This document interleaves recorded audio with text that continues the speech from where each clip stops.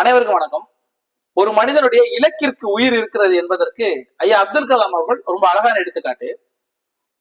பள்ளி படிக்கும்போது ஒரு சுற்றுலா தலத்துக்கு போறாரு, அங்க ஒரு பறவை பறக்குது, அதை பார்த்து கேட்கிறாரு, இந்த பறவை எப்படி பறக்குதுன்னு அந்த ஆசிரியர் ரொம்ப அழகா சொல்றாரு, ஒரு மனிதன் நினைச்சா இந்த மாதிரி வாழ்க்கையில மிகப்பெரிய உயரத்துக்கு பறக்க முடியும். அன்னைக்கு முடிவு பண்றாரு, நான் ஒரு பைலட் ஆகணும். இந்தியாவுடைய போர் விமானப்படையில சேர்ந்து இந்தியாவுடைய போர் விமானத்தை இயக்க வேண்டும் என்பது அவருடைய இலக்கு.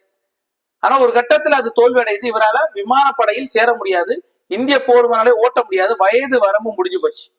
ஆனா இவர் ஒவ்வொரு காலகட்டத்துல பல்வேறு துறைகள்ல வேலை பார்க்கிறாரு. எப்ப கேட்டாலும் எனக்கு பறக்க வேண்டும் என்ற ஆசை அப்படின்றதான் சொல்லுவாரு, என்னோட இலக்கு என்பது அதுன்னு சொல்லுவாரு.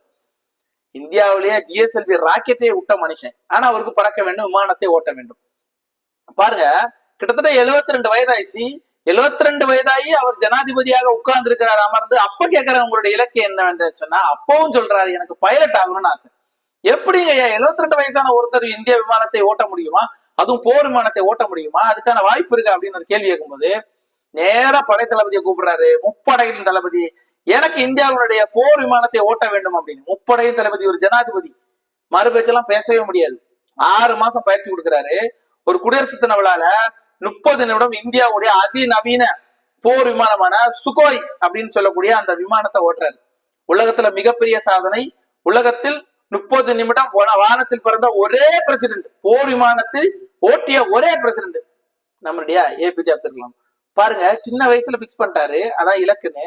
ஆனா ஒரு கட்டத்துல இது நடக்கவே நடக்காதுன்றது உலகத்துக்கே தெரியும். ஆனா அந்த இலக்கு அவர் உடல. பாருங்க, அவர் இறப்பதற்கு முன்பாக இந்தியாவுடைய அதிநவீன போர் விமானத்தை ஓட்டி மிகப்பெரிய வரலாற்று சாதனையும் படைச்சிருக்காரு. சோ உங்கள்கிட்ட ஒரு இலக்கு இருந்துச்சு அப்படின்னா, எத்தனை ஆண்டு காலமான அந்த இலக்கை அடையாமல் உங்களுடைய உயிர் உங்களோட போட்டு போகாது.